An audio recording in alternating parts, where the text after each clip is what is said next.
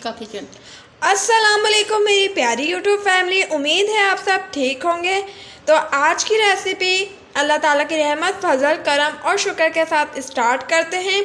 तो आज की रेसिपी क्या है, अम्मी जी से पूछते हैं। अम्मी जी जी, आज हम क्या बना रहे हैं? मक्खन। मक्खन। तो आज हम बनाएंगे मक्खन, जो कि बहुत ही फ़ायदेमंद होता है, बहुत ही ताकत देता है हमारे जिस्म को। स्टार्ट करते हैं रेसिपी। बिस्मिल्लाहिर्रहमानिर्रहीम। हमने 1 किलो मलाई ली है, जो दूध के ऊपर होती है, उसे हमने जमा करके 1 किलो कर लिया है। तो अब इसे इतना गर्म करेंगे जो फ्रिज में हमने इसे रखा था उसकी ठंडक ख़त्म हो जाए।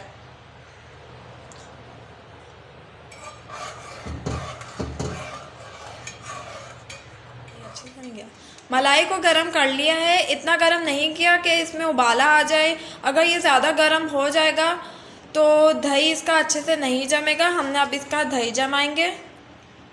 मलाई हमने रूम टेम्परेचर के हिसाब से ठंडी कर ली है। अब इसे दही डालेंगे। तकरीबन 1 चम्मच से थोड़ा सा है, ये पूरा चम्मच भर के नहीं डालेंगे। मिक्स करेंगे और इसे 2 से 3 घंटे के लिए रूम टेम्परेचर पर कवर करके रख देंगे ताकि इसका दही जम जाए। बिस्मिल्लाहिर्रहमानिर्रहीम। अल्हम्दुलिल्लाह दही जम चुका है, ये चेक कर लें आप। अब इससे मक्खन निकालेंगे। अब इसमें ठंडा यख पानी डालेंगे।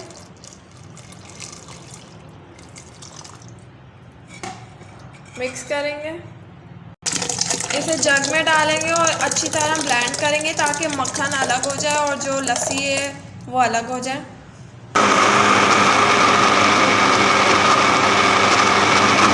माशाल्लाह अल्हम्दुलिल्लाह 1 किलो मलाई में इतना सारा मक्खन निकल आया है। अब इसे लस्सी से अलग करेंगे, अच्छे से निचोड़ेंगे।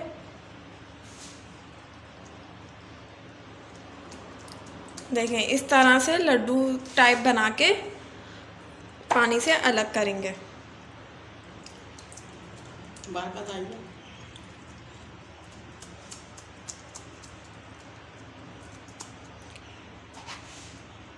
ये रोटी करना तो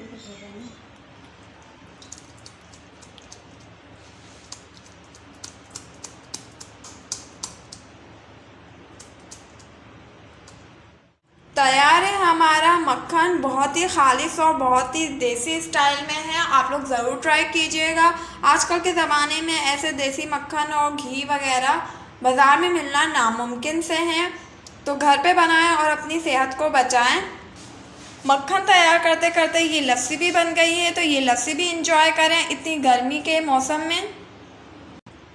अपनी सेहत के साथ कभी कोई कॉम्प्रोमाइज़ ना करें। फिर मिलेंगे एक यम्मी और आप लोगों के लिए आसान सी रेसिपी के साथ। अपना बहुत सारा ख्याल रखिएगा, दुआ में याद रखिएगा। अल्लाह हाफिज़।